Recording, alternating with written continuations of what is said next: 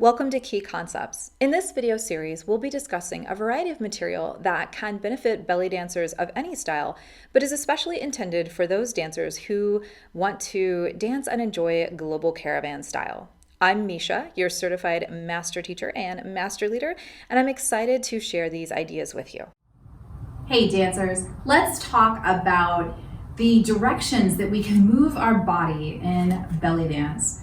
So when we first start learning belly dance, a lot of times we learn a bunch of different moves and that is awesome.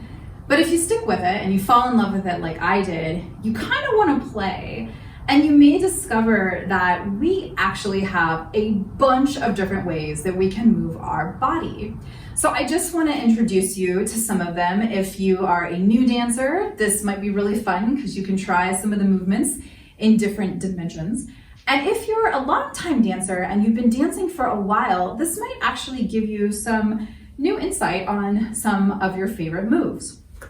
So I kind of believe that everything we do can exist in these different planes of the body. So we've got forward, or actually directions, let's start there. So we have forward and backwards. So forward and backwards. So if I were to turn to the side, forward with my hips, backwards with my hips.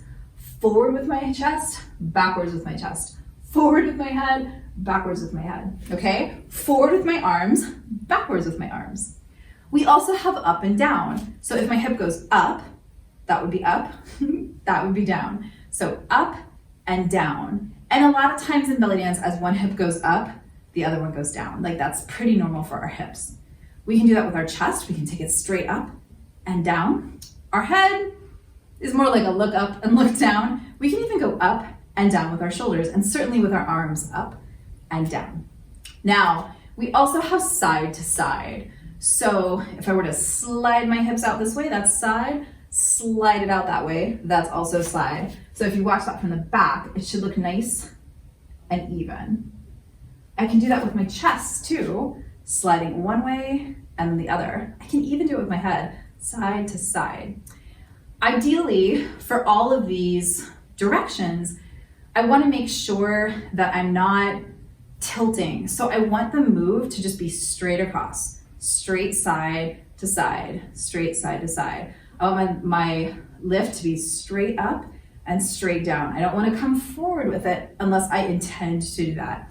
Because if I do that, if I come, here's regular up and regular down, and here's regular forward and regular back. If I combine the up with the forward, I get like a diagonal. It looks like that.